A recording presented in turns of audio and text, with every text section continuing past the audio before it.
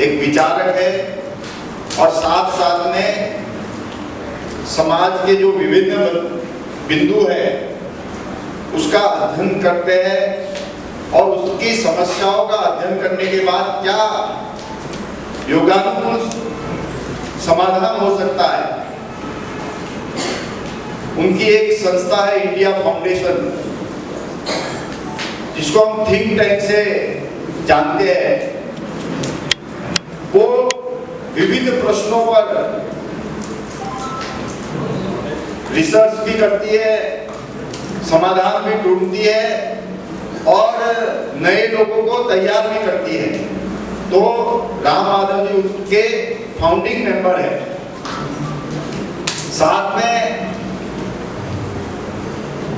राम माधव जी राजनीति के क्षेत्र में भी सक्रिय रहे।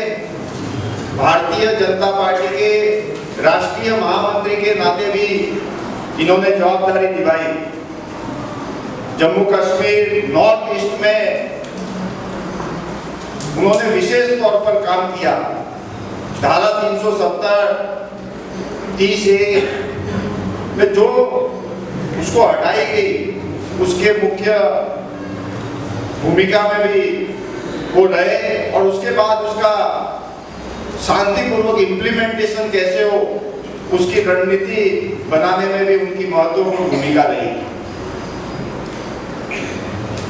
आप राष्ट्रीय स्वयंसेवक संघ के प्रचारक भी हैं और साथ साथ में राष्ट्रीय स्वयंसेवक संघ की अखिल भारतीय कार्यकारिणी के सदस्य भी हैं।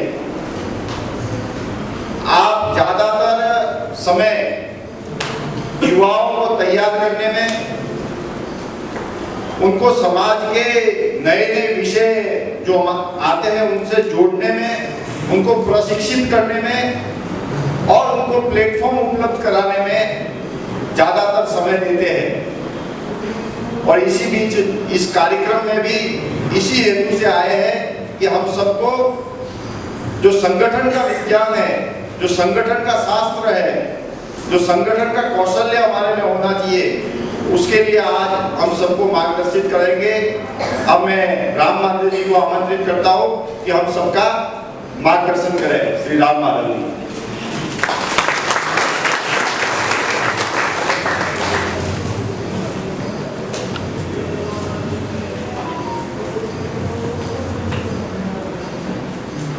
श्री विनोद भाई,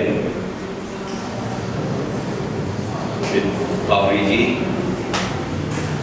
और दिशा फाउंडेशन के सभी कार्यकर्ता बंधु और माय डियर यंग फ्रेंड्स, मैं काफी दुविधा में हूँ।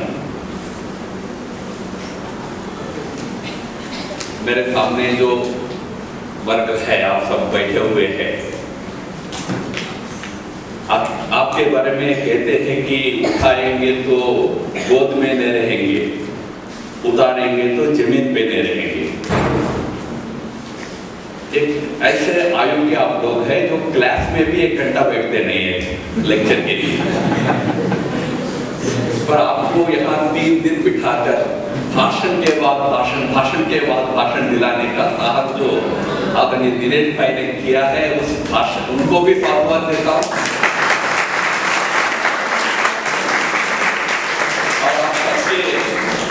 जो धैर्य है उसको भी साधुवाद देता हूँ।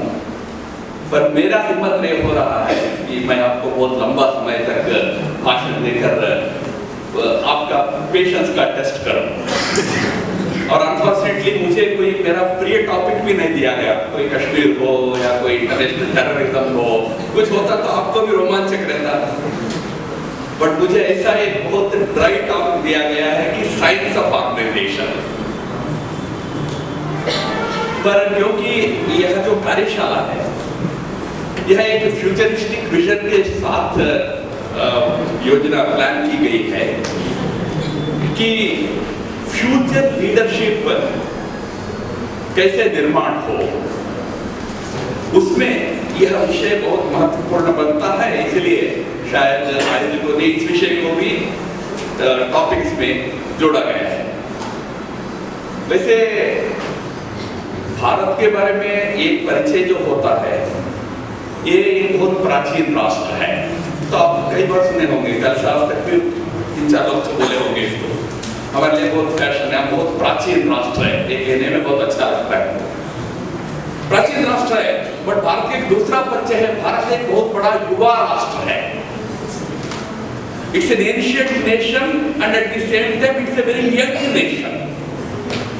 यंग नेशन का मतलब इतना ही है कि भारत के आबादी में लगभग 58% लोग 35 ईयर्स से कम आयु के हैं, युवा वर्ग है। ये अलग बात है, आजकल युवा का डेफिनेशन अलग है। 50 साल में भी युवा नेता ही घूमते रहता है वो कैसे में नहीं रहता। मैं तो आमतौर पर जिसको युवा कह सकते हैं, ऐसा 35 ईयर्स भी मापदंड लेंगे तो भारत के अंदर लगभग 60% युवा है। और ये युवा बहुत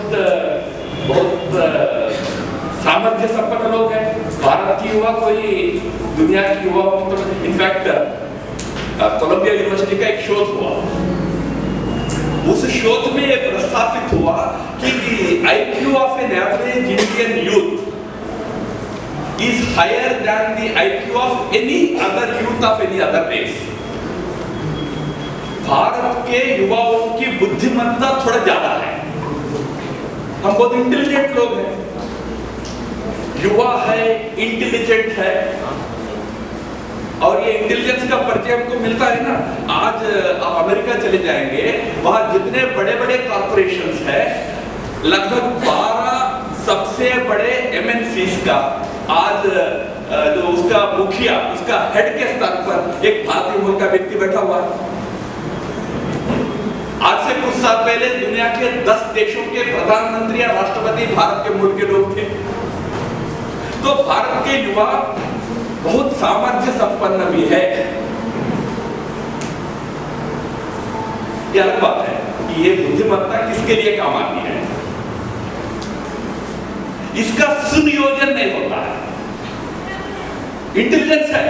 मैंने मजेदार कहानी पढ़ी, 3 युवा एक साथ मिले, एक अमेरिका का युवा, एक चीन का युवा, एक भारत का युवा। तीनों का एक ही मकसद था कि हमारा देश सबसे महान है, ये बताना है। तो अमेरिका के युवा ने कहा कि देखो हम हमारे देश में, चाइना के युवा ने कहा कि देखो हमारे देश में हमने 100 फीट खुदाई की है, तो एक कॉपर का तार मिला, कॉपर का केबल मिला है। इसका मतलब क्या है, 100 साल पहले चीन में बिजली हुआ करता था। सच तो नहीं है, पर उसको अपना बड़प्पन बताना। बाद में अमेरिका वाला था, उसने कहा कि ये चीन वाला तो गप्पा मार रहा है, उनके पास 100 साल पहले बिजली थी नहीं, बट चीन से अमेरिका महान है ये बता। इसलिए उसने कहा कि देखो भाई अमेरिका में हमने 500 फीट खुदाई की है, तो एक फाइबर ऑप्टिक केबल मिला। उसका मतलब क्या है, 500 साल पहले अमेरिका में फाइबर ऑप्टिक टेक्नोलॉजी होता था। हम जानते हैं ये भी तो गप्पा है, पर अपना देश महान है बता रहा था। थर्ड तो हमारा मित्र था, भारत का युवा था, उसको पता था कि ना बिजली थी ना फाइबर ऑप्टिक टेक्नोलॉजी थी, पर बुद्धि तो है। तो इसने कहा कि देखो भाई हम हमारे देश में 1000 फीट खुदाई की है, कुछ नहीं मिला। इसका अर्थ है 1000 साल पहले भारत में वायरलेस हुआ करता था।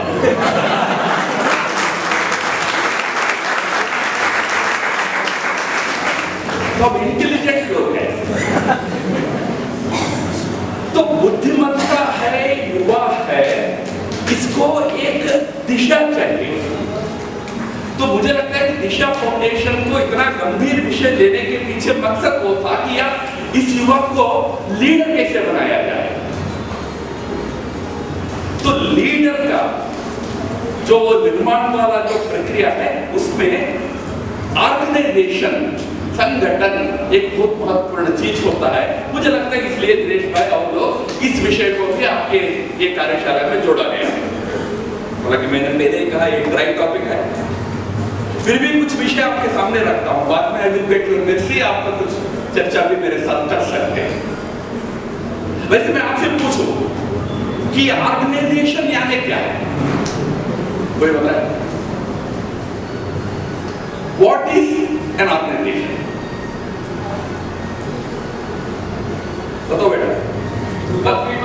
पहले नंबर उनका आपके बाजू में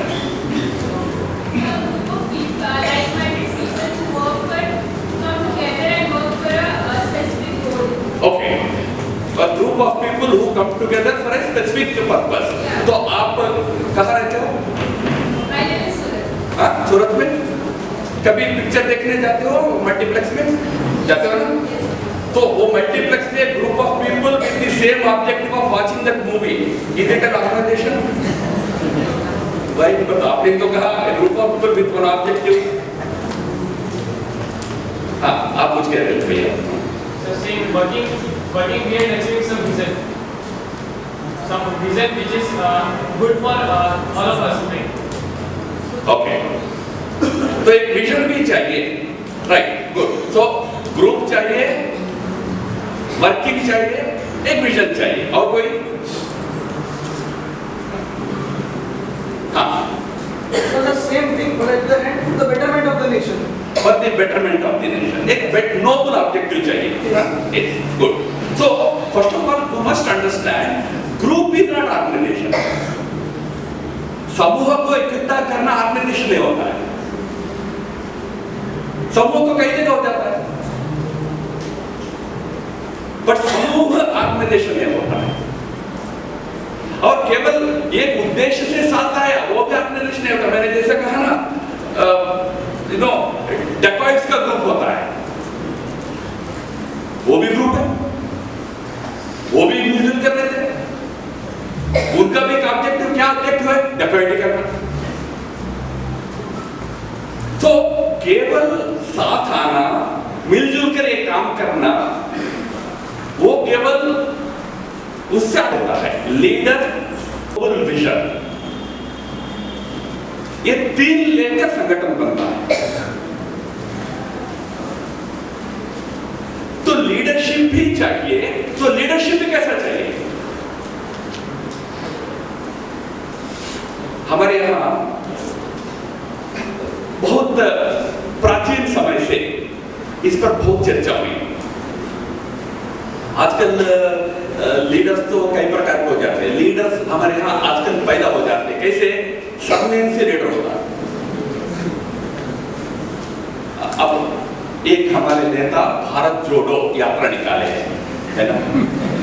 कोई बात नहीं, भारत जोड़ो अच्छा बात है, भारत जोड़ने का प्रयास अच्छी बात है, पर भाई भारत जोड़ना ये कोई हंसी मजाक है, बच्चों का खेल है? भारत को जोड़ने का साहस करने वाले इस देश के इतिहास में कौन कौन थे मालूम? एक आदि शंकराचार्य थे। हजारों वर्ष पहले ईसा पूर्व 1 सेंचुरी में आदि शंकराचार्य निकले भारत को जोड़ने के लिए। या हमारे आधुनिक इतिहास में देखा जाए, एक सरदार पटेल ने बड़ा प्रयास किया भारत जोड़ने के लिए, पर वो काम करने के लिए पीछे कितनी तपस्या की जरूरत होती है। पर क्या आप में वो तपस्या है क्या? भारत जोड़ो इतनी महान काम करने की क्षमता है क्या? भाई आप नेता भी बने कैसे हो? सरनेम से हो ना, तो सरनेम से भी नेता बन सकते हैं। तो कुछ लोग नेता पैदा हो जाते हैं, एक कैटेगरी होता है। एक दूसरा कैटेगरी होता है जो नेता बनाए जाते हैं, बहुत मिलते हैं हमको, उनको बनाया जाता है नेता। या तो वो थोड़ा अच्छा काम करके बनते हैं, या थोड़ा अच्छा प्रचार करके भी बन जाते हैं नेता। हमारे गली मोहल्ले से लेकर सब जगह नेता होते हैं। पर एक तीसरा नेता होता है, वो निर्माण होता है, वो विकसित होता है। नेता का लक्षण वो अपने अंदर समेट कर बड़ा होता है। तो हमको उस प्रकार का नेता बनना है जो नेतृत्व का लक्षण अपनाकर सहज रूप से नेता के रूप में विकसित हो। ऐसे लीडर्स चाहिए। सरनेम से या कोई प्रचार से नहीं बने बजना, अपने परिश्रम से, अपने प्रयास से अपना उस नेतृत्व के लक्षण अपने अंदर लेकर नेता बनना पड़ता है। ऐसे नेता की जरूरत होती है। आज जब लीडरशिप का समिट आप कर रहे हो, तो इसमें पहली बात याद रखना कि नेतृत्व कोई सहज नहीं आता है। आजकल कहते हैं कि नेतृत्व कला है, नहीं, कला नहीं है। नेतृत्व एक साधना है, एक तपस्या है, इसको साधना पड़ता है। You have to work hard to rise as a leader. मैं कुछ 3-4 बातें बताता हूं।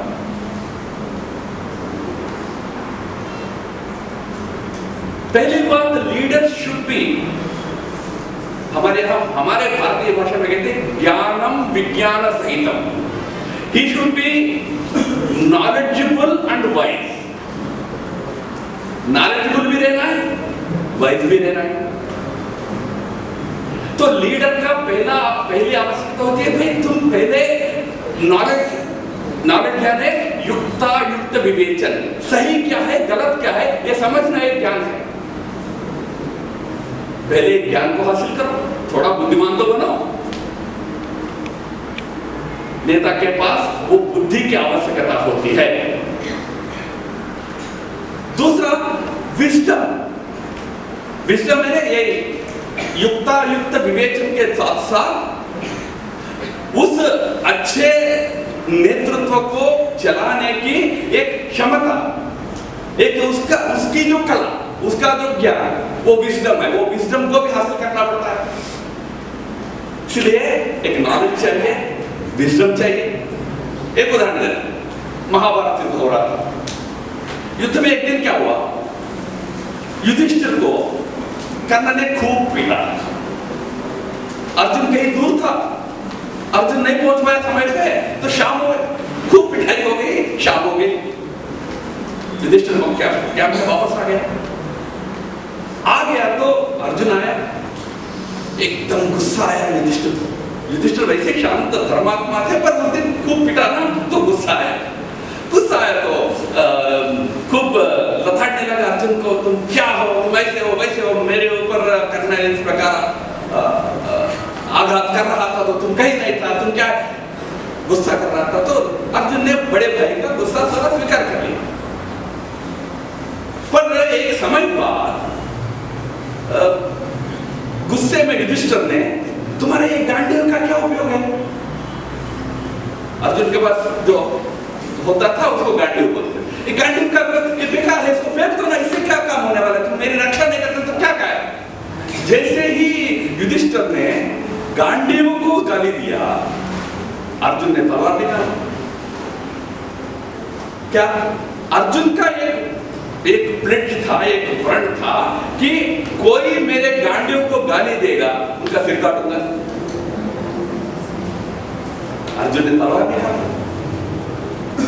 कृष्ण भी आए थे, बेचारे कृष्ण जी का यही काम चलता था महाभारत में पूरा, इसको संभालो उसको संभालो। आए तो भैया तलवार को निकाले, नहीं युधिष्ठिर का सिर काटना। क्यों? इन्होंने मेरा गांडीव को, भाई लड़ना बात करो उनसे। तो फिर उन्होंने, कृष्ण ने उनको समझाया, देखो बड़ों को अगर कुछ उनके ऊपर गुस्सा उतारना है तो मारने की जरूरत नहीं है, चार गाली दो, उनका खूब निंदा करो। वो निंदा ही अपने आप में उनके लिए मृत्यु समान है। तो उनको अपमानित करो, वो पर्याप्त है, क्योंकि कोई रास्ता निकालना था। तो कृष्ण ने कहा कि चलो दो। फिर अर्जुन ने शुरू किया, तुम क्या है जूत खेलते हो, पत्नी को तो दांव पे लगा, तुम क्या भाई हो मेरा? खूब गाली दिया युधिष्ठिर को। हो गया तो कृष्ण ने पूछा, हो गया, शांत हो गया? तो अर्जुन ने फिर तलवार निकाला। फिर पूछा, अब क्या है? तो अर्जुन ने कहा, देखो मेरे एक दूसरा वर्ण भी था कि मेरे बड़े भैया को जो गाली देता है उनका सिर काटना है, तो मैंने जाकर मेरा सिर काटना है।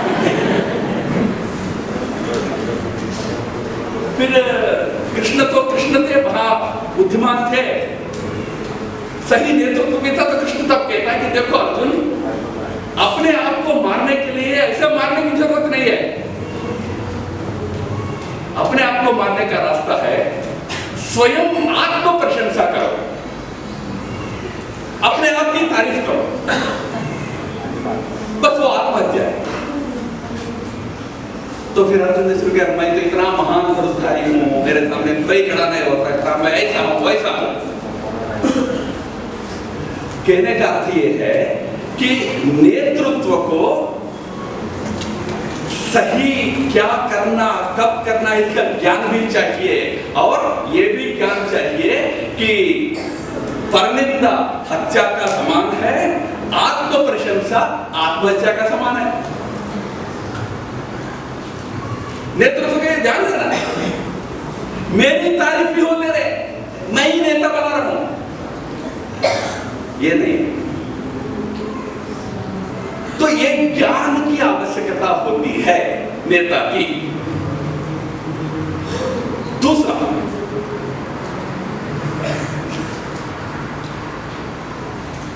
आगे से लड़ना है, पीछे रहना है।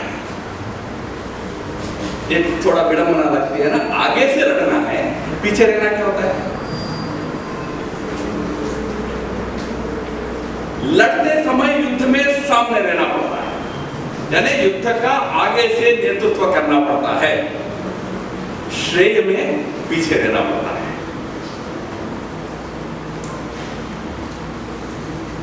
ब्रिटेन का फ्रांस से युद्ध चल रहा था, फ्रांस ब्रिटेन का युद्ध हुआ था। उस युद्ध में ब्रिटेन की हारने की स्थिति आ गई थी, नौका युद्ध था। तो सबने कहा कि ब्रिटेन को हार स्वीकार कर लेना चाहिए। क्या युद्ध में तो सारे ब्रिटिश नौकाएं डूब रही थी। तो एक उनके नौसेना का चीफ था, उसने कहा नहीं नहीं, let me go into the field, let me go into the battlefield, let me see and let me decide. तो जाता है तो एक दूरबीनी होता है, यानी एक बाइनोकुलर्स होता है, उससे शिप में जाकर देखता है, देख के बोलता है नहीं नहीं नहीं, एक्चुअली फ्रेंच शिप सिंक कर रहे हैं, हम नहीं सिंक कर रहे हैं, तो हमको लड़ना है। तो जब वो फील्ड में जाता है आगे, तो पीछे सेना जाती है, नौसेना जाती है, फिर लड़ते हैं, तो युद्ध में फ्रांस आ जाता है। बाद में उनसे पूछते हैं, यार जब हार रहे थे उस समय तुम्हारे ये हिम्मत कहां से आई कि युद्ध क्षेत्र में खुद गए हो, फिर सेना के लेके गए, फिर तुमने क्या देखा है वो दूरबीनी में? तो नेल्सन कहता है कि भाई मैं जो देख रहा था, मैं लेफ्ट आई से देख रहा था, एक्चुअली मेरा लेफ्ट आई ये प्लास्टिक है, देख नहीं रहा, बट अपनी सेना को मोटिवेट कर रहा था फ्रॉम द फ्रंट। क्या है वो? एक मिनट था, उस मिनट में निर्णय बदल रहा था, निर्णय बदलेगा, एक ज्ञान नेल्सन को था। इसलिए जो आंख से देख नहीं सकता था, वो आंख से देखने का नाटक किया। लोगों को कहा हम जीत रहे हैं, जैसे उन्होंने जीत रहा है कहा, सब लोग लड़े, जीत गए। लीड करना सब फ्रंट से होता है, बट लीड करने के बाद श्रेय में पीछे रहना होता है। श्रेय हम साथियों को दे, वो लीडरशिप की क्वालिटी होती है, ऐसा लीडरशिप चाहिए। इसलिए कहते हैं, इंग्लिश में एक शब्द है, पता नहीं आपने कितने लोग सुनो, ऑक्सीमोरॉन। ऑक्सीमोरॉन का अर्थ होता है दो शब्द जो परस्पर विपरीत है, लाइक यू नो, हेजन स्लोली, ऐसा कितने का हेजन यानी जल्दी, धीरे धीरे जल्दी भागो, ऐसा कोई कहता है, but hasten slowly is an oxymoron बोलते हैं उसको। उसी प्रकार lead from the front by being in the back, ये लीडर की क्वालिटी ऑक्सीमोरॉन है, पर ऐसा होना पड़ता है, लीडर्स को ऑक्सीमोरॉन्स बनना पड़ता है। तीसरा, लीडर ऐसा होना पड़ता है जो अपने जैसे 100 लीडर्स बनने से खुश हो। हमारे यहां भगवत गीता में कृष्ण, मैं एक हूं, I am one but I am multiple. Again आपको लगता है कि तो ऑक्सीमोरॉन है, मैं एक हूं, मैं बहुत हूं। लीडर को ऐसा बनना पड़ता है कि मैं एक हूं, पर मेरे जैसे अनेक होंगे, मैं अकेला रहना है, लीडर यानी मैं ही रहना है, ऐसा नहीं होता। वो अच्छा लीडर है जिनके जाने के बाद संगठन अच्छा चलता है, वो अच्छा लीडर है। कई बार हम क्या कहते हैं, सर फलाना वो रहते ना तो कितना अच्छा चलता था, अब वो नहीं रहे तो दम नहीं रहा। वो उस जो नेता है उनका श्रेय नहीं है, उसकी अपश्रेय है। क्योंकि उन्होंने ऐसा संगठन बनाया जो उनके नहीं रहने से नहीं चलता। कई मिशंस में, कई महात्माओं की इतिहास में हम देखते हो, जब तक होते हैं बड़ा चलता है संगठन, जब वो सबको निकलना पड़ता है, सब निकल जाते हैं, वो बैठ जाता है। ये को हम बहुत श्यामा सोचने वाला लीडर चाहिए। मेरे जैसे 1000 होना चाहिए, 1000 उनको नेता के रूप में बनाने वाला चाहिए। फाइनली नेता यानी अनेक गुण, ये मैं जो गुण कह रहा हूं ना, ये मेरा कोई निजी कल्पना नहीं है। हमारे यहाँ 2 ग्रंथ है, आपको इंटरेस्ट है तो पढ़ना चाहिए। एक ग्रंथ होता है शांति पर्व। महाभारत में युद्ध पूरा होने के बाद युधिष्ठिर राजा बन गया, भीष्म मृत्यु की प्रतीक्षा कर रहे थे, वो अंपशय्या पर थे, बेड ऑफ एरोस पर थे। तब युधिष्ठिर भीष्म पितामह के पास जाता है राजधर्म सीखने के लिए। अब मैं राजा बन गया हूं तो राज्य कैसे चलाना है, तो युधिष्ठिर उनको राजधर्म के सूत्र बताते हैं, उसमें ये सारी चीजें आती हैं। 15 सूत्र बताए युधिष्ठिर ने भीष्म ने राजा के लिए, नेता ऐसा होना पड़ता है। उसी प्रकार चाणक्य ने अपने अर्थशास्त्र में अनेक गुण जो राजा के लिए चाहिए, नेता के लिए चाहिए, वर्णन किया। वो लीडरशिप के क्वालिटीज होते हैं। उसी में से मैं कुछ गुण आपको बता रहा हूं। उसमें बहुत महत्वपूर्ण है, राजा को यानी लीडर को अपने साथियों के बराबर का जीना होता है। एक चाणक्य और चंद्रगुप्त के संबंध में एक बड़ा विचित्र सा परिस्थिति आती है। चाणक्य जानता था कि भारत देश की सुरक्षा सीमाओं की सुरक्षा में ही होती है। सीमा सुरक्षा है तो देश सुरक्षा है। सूरत कब तक सेफ है, कश्मीर जब तक सेफ है तब तक सूरत सेफ है। सूरत तक आने तक आप रुकोगे तो सूरत भी सेफ नहीं रहेगा। तो सीमा जब तक सेफ है हम सेफ होते हैं। पाटलिपुत्र चंद्रगुप्त मौर्य का साम्राज्य की राजधानी थी, पर चाणक्य चाहता था कि सीमा यानी जो उपगणस्थान अफगानिस्तान तक की सीमा सुरक्षित रहे। ग्रीक सेनापति सेल्यूकस आक्रमण पर आ रहा था, पता चला चाणक्य को। तो चाणक्य चंद्रगुप्त को कहता है तुम ऐसा करो, सेल्यूकस की बेटी से शादी कर दो। चंद्रगुप्त कहता है भाई मैं ऑलरेडी शादीशुदा हूं। चाणक्य कहता है राजा को चॉइस नहीं होता है, राजा का एक ही काम होता है, जो प्रजा का हित जो है उसके लिए जो करना है करना है। करने के लिए दूसरे शादी करना है तो कर, ये नहीं कह रहा हूं सबको दूसरे शादी करना है, वो नहीं। उसका इतना ही सीमित अर्थ है कि भाई राजा प्रजा केंद्रित जीवन जीना पड़ता है। हमारे जो लीडर होता है he should be cadre centric। मेरे ऑर्गेनाइजेशन के हित में जो करना है वो करने के मेरे लिए मैं तैयार होता हूं, मेरे लिए नहीं। एक समय ऐसा आता है, यहाँ कुछ मित्र कहते चंद्रगुप्त जैन था, वो जैन बन गए थे। क्यों? ये चाणक्य की कंडीशंस देख कर चाणक्य कहता था कि तुमको सामान्य व्यक्ति जैसा जीना है, यानी जमीन पर सोना है, तुमको सेल्यूकस को रोकने के लिए उनकी बेटी से शादी करना।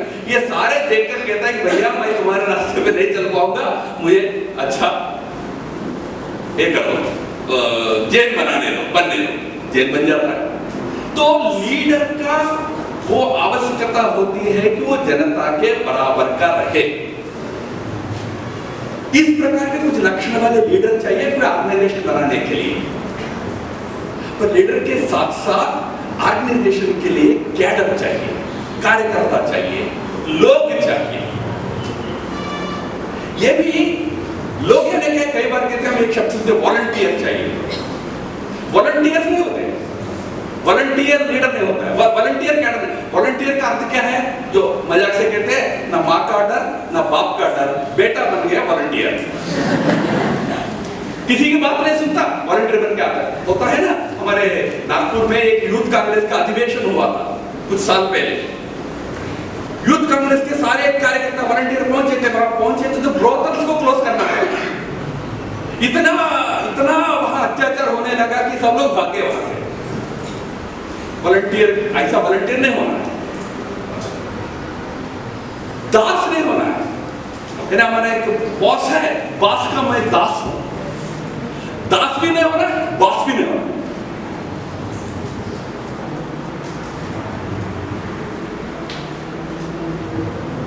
सेवक होना है, ऐसा शब्द होता है सेवक। गुरु के पास सेवक होता है, सेवक भी नहीं होना। कैडर कौन होना है? स्वयं सेवक होना है, यानी सेल्फ इनिशिएटिव से, सेल्फ मोटिवेशन से उस ऑर्गेनाइजेशन के लक्ष्य के लिए कमिट होकर करने वाला होना चाहिए। तो ऐसे स्वयं सेवक जैसे कैडर को आपको बनाना पड़ता है। हमारे यहाँ श्लोक आता है, मुक्त संगो अनहमवादी, कोई अटैचमेंट नहीं, कोई अहंकार नहीं, दृढ़ोत्साह संभव, स्पीड भी है, पैशन भी है, और अंत में कहते हैं सिद्धो सिद्धो सिद्धा सिद्ध निर्विकार, यानी सक्सेस फेल्यूर से डिस्टर्ब नहीं होता है। सक्सेस और फेल्यूर हुआ कोई परवाह नहीं, उसी उत्साह से काम कर। ऐसा कैडर चाहिए। तो ऐसे कैडर को बनाना पड़ता है। ये ऑर्गेनाइजेशन के लिए सेकंड आवश्यकता होती है। थर्ड मैंने कहा उसका एक मिशन चाहिए। मिशन अगेन मैंने कहा 4 जैकॉइट्स का मिशन, वो मिशन नहीं होता, एक नोबल मिशन चाहिए। शॉर्ट टर्म नहीं होना चाहिए। ये ऑर्गेनाइजेशन किस लिए है? मोदी जी को सरकार में पहुंचाने तक है, वो नहीं है। हाँ, जिनको पहुंचाना है उनको पहुंचाना है, पर लक्ष्य लॉन्ग टर्म होना है। उस प्रकार का लॉन्ग टर्म लक्ष्य लेकर चलने वाला और एक पर्सनल नहीं बट होलिस्टिक होने वाला। अभी अपने मित्र ने जो कहा ना कि देश का हित चाहिए, समाज का हित चाहिए, उसके लिए समर्पित होने वाला, ऐसा एक नोबल लक्ष्य लेकर चलने वाला ऑर्गेनाइजेशन चाहिए। ये होता है ऑर्गेनाइजेशन जिसका लीडरशिप भी उस क्वालिटीज का हो, जिसका कैडर का भी एक इंस्पिरेशन हो और उसका एक मिशन भी हो। ऐसे ऑर्गेनाइजेशन बनने पर भी उस ऑर्गेनाइजेशन को भी कुछ क्वालिटीज की जरूरत होती है। उदाहरण के लिए 2 शब्द हम सुनते हैं ऑर्गेनाइजेशन के, स्वभाव में 2 शब्द होते हैं। एक टॉप डाउन ऑर्गेनाइजेशन होता है, ऊपर एक बॉस बैठता है, बॉस आदेश देता है, अमल करता है, वो ऑर्गेनाइजेशन होता है। आमतौर पर कई मिशन है, कई संगठन है, उसी प्रकार होते हैं, टॉप डाउन। एक बॉटम अप होता है। उदाहरण के लिए नक्सली आंदोलन वगैरह, ये बॉटम अप मूवमेंट्स है, नीचे से वो आंदोलन शुरू करते हैं, वही आंदोलन का रूप लेते हैं। एक टॉप डाउन है, एक बॉटम अप है। दोनों प्रकार का ऑर्गेनाइजेशन से हमको दोनों नहीं चाहिए, दोनों का मिश्रण चाहिए। टॉप डाउन भी चाहिए, बॉटम अप भी चाहिए। मैंने कहा ना कि ऑक्सीमोरॉन है, ये कैसे होगा? आपको कई इस प्रकार का उदाहरण देखना है तो आरएसएस में देखना चाहिए। एक टॉप डाउन भी है, एक बॉटम अप भी है। कैसे चलाना है ऑर्गेनाइजेशन, उसका एक बहुत अच्छा उदाहरण आरएसएस है। मैं आपको एक मजेदार किस्सा बताता हूं। आरएसएस में निकर्स होते थे, शॉर्ट्स होते थे। इसमें जो आरएसएस शाखा में आज से 5-6 साल पहले, 10 साल पहले गए, उनको याद होगा निकर होता था। आरएसएस को मजाक में उड़ाते थे, चड्डी वाले ऐसा मजाक में उड़ाते थे।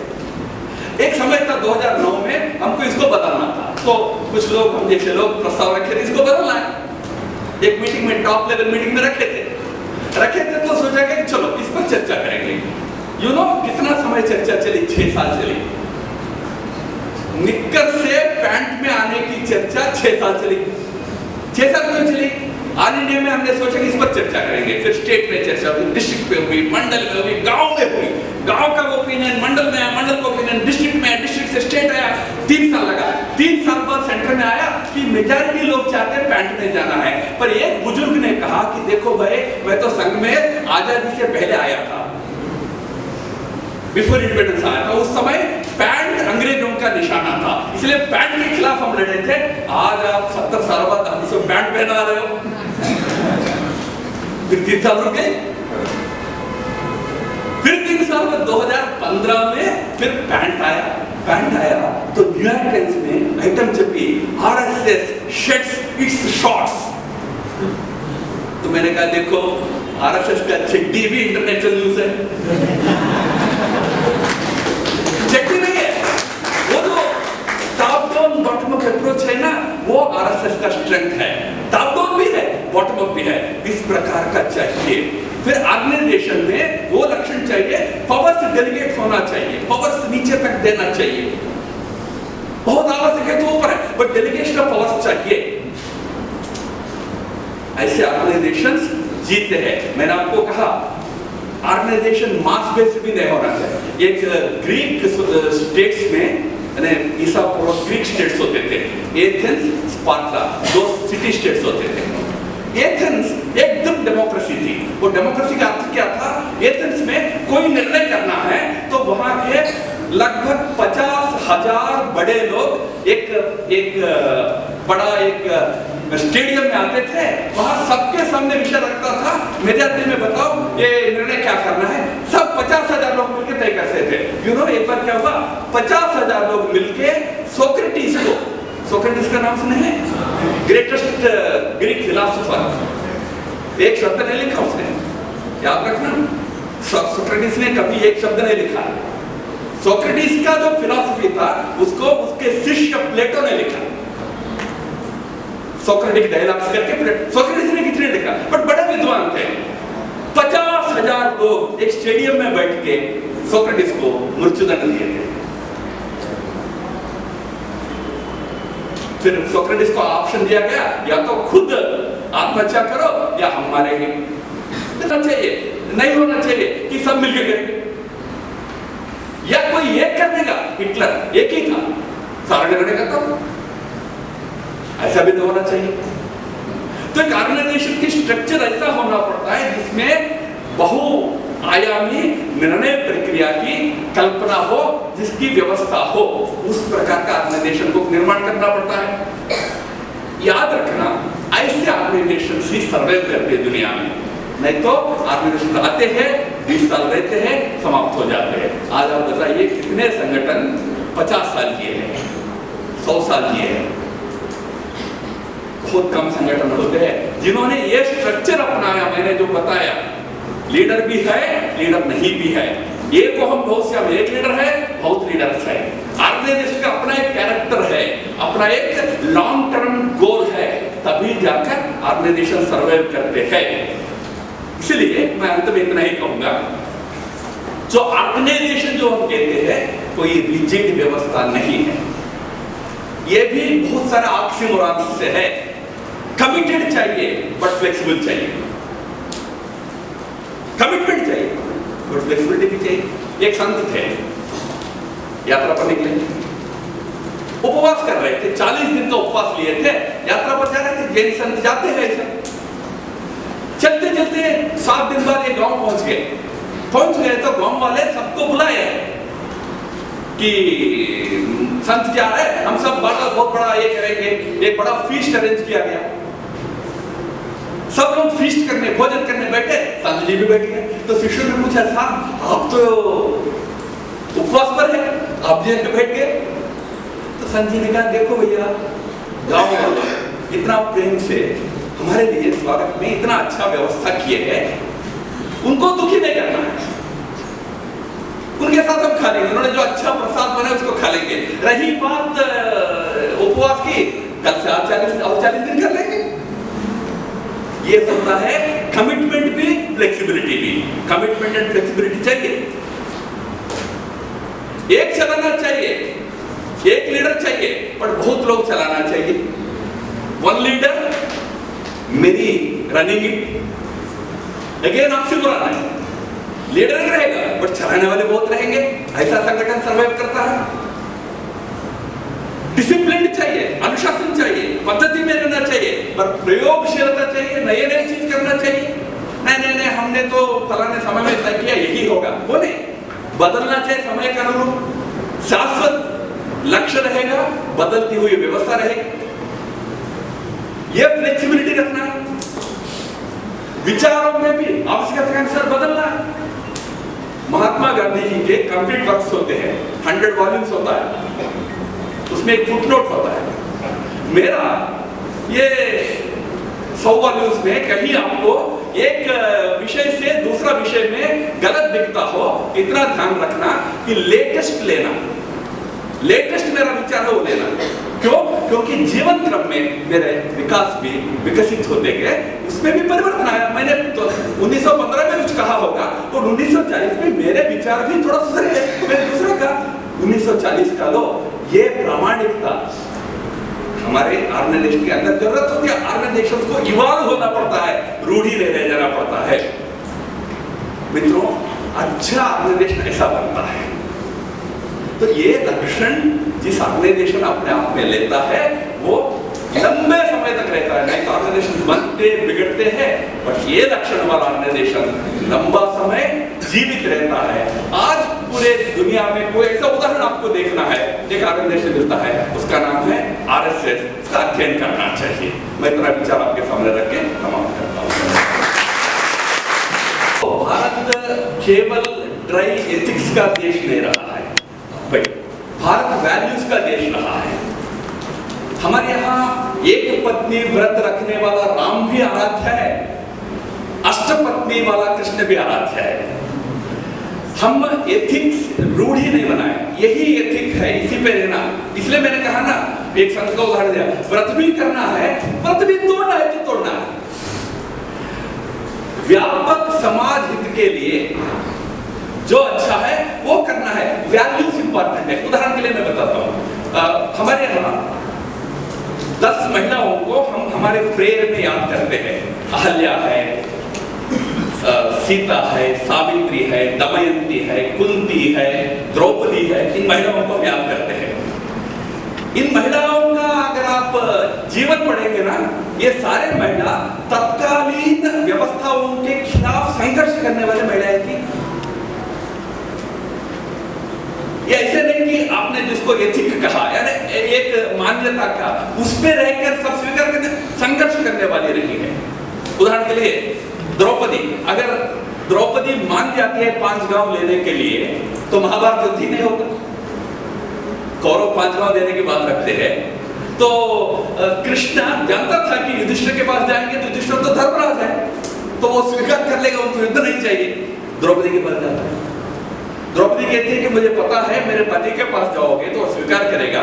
पति को बता देना कि उनको अगर लज्जा नहीं है तो स्वीकार करना है तो करें, पर मैं तब तक शांत नहीं बैठूंगी जब तक उस दुशासन का खून लाकर मेरे बाल पर नहीं लगाओगे, तब तक नहीं शांत नहीं बैठूंगी।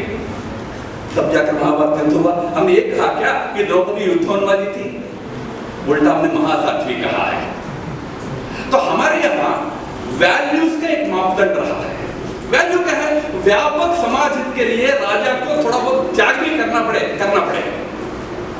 पर उसका अर्थ ये भी नहीं है ना, मैंने इसलिए वो कहा ना, सब भी 2-2 शादी करें, वो भी अर्थ नहीं है। वो कुछ लोगों के लिए कुछ मान्यताएं हैं, कुछ आवश्यकता है, उसको राज्य धर्म कहते हैं। राजा को वो धर्म है। फिर प्रशासन के धर्म होता है, वणिक के धर्म होता है, सामान्य प्रजा के धर्म होता है। अपना अपना धर्म पालन करना है। हम उस धर्म यानी वैल्यूज पर गए हैं, हम रूढ़ी कोई व्यवस्था पर नहीं गए हैं।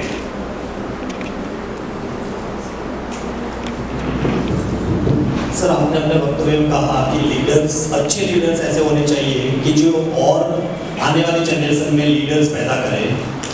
हालांकि महात्मा गांधी, सरदार वल्लभ भाई पटेल हमारे रोल मॉडल है, तो क्या हमें ऐसा नहीं लगता कि महात्मा गांधी ने अच्छे लीडर्स अगर पैदा किए होते तो ये पिछले 70-75 साल में जो भारत की स्थिति हुई उससे और बेहतर स्थिति हो सकती थी?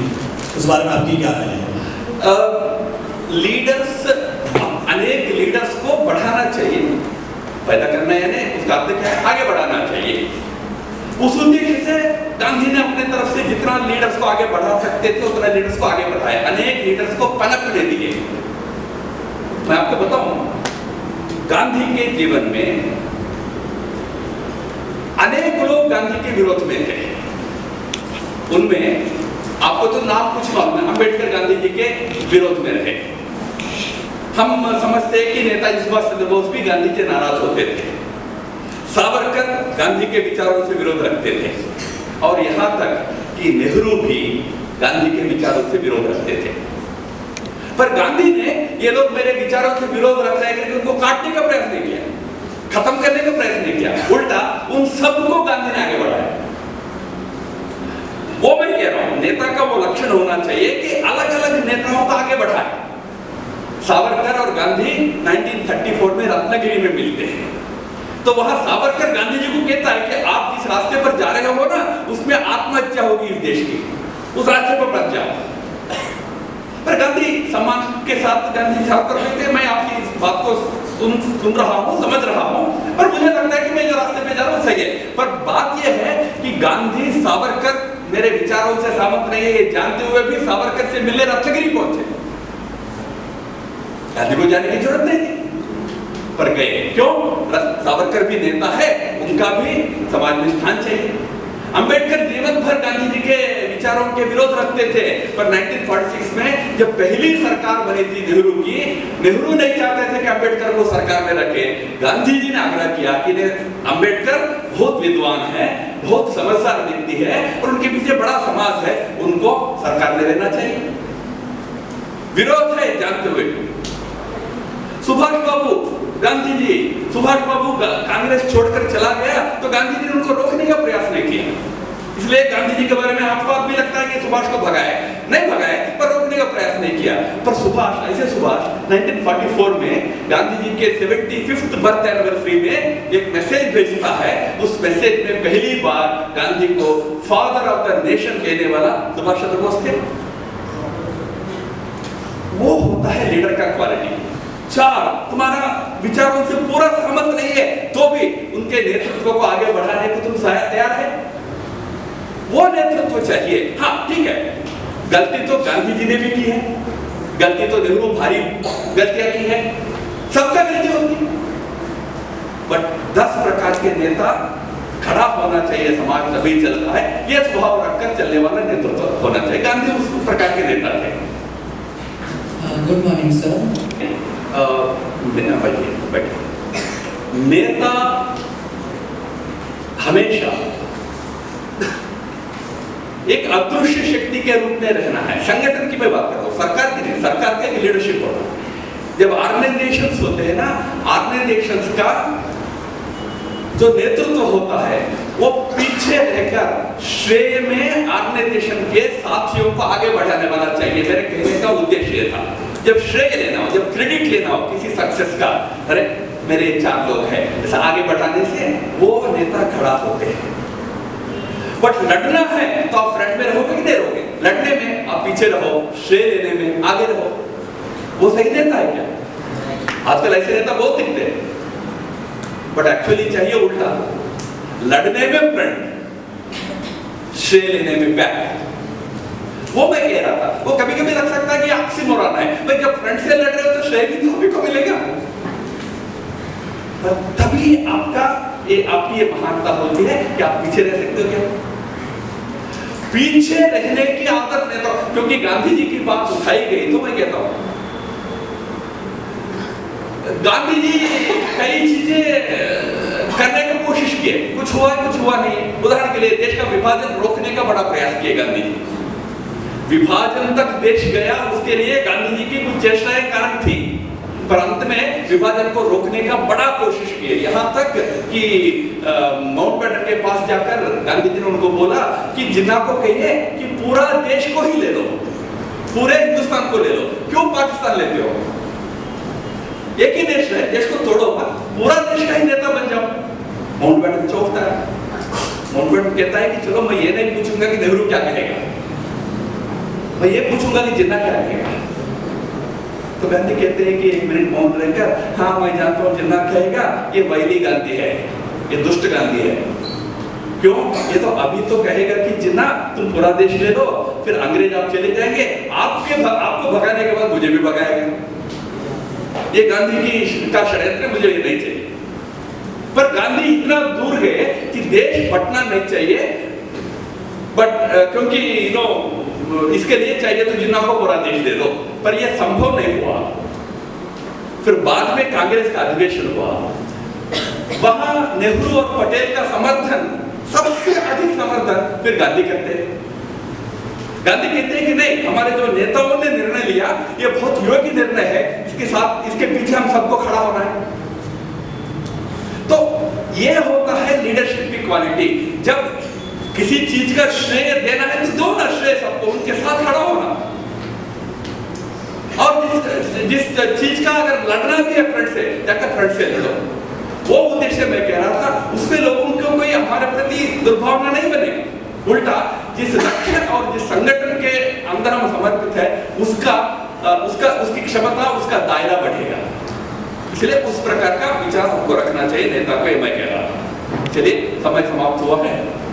દિશા ફાઉન્ડેશન દ્વારા આયોજિત આ ત્રિદિવસીય પબ્લિક લીડરશિપ કેમ્પની અંદર ઉપસ્થિત બીજા દિવસના બીજા સત્રમાં સાયન્સ ઓફ ઓર્ગેનાઇઝેશન જેવા જટિલ અને કઠિન વિષયને જેમને ખૂબ જ સરળતાથી જે આપને સમજાવ્યું છે એવા સંઘના વરિષ્ઠ પ્રચારક અને ઇન્ડિયા ફાઉન્ડેશનના સ્થાપક મેમ્બર તરીકે જેમની જવાબદારી છે એવા આદરણીય રામ માધવજીનો ખૂબ ખૂબ આભાર પ્રગટ કરીએ છીએ। સાથે આપણી વચ્ચે ઉપસ્થિત આ સત્રમાં સુમુલ ડેરીના એક્સ સીઈઓ અને એમડી પીઆર પાંડે સાહેબની પ્રેરક ઉપસ્થિતિનો પણ આપણે નોંધ લઈ એમનો આભાર વ્યક્ત કરીએ છીએ। સમાપ્ત।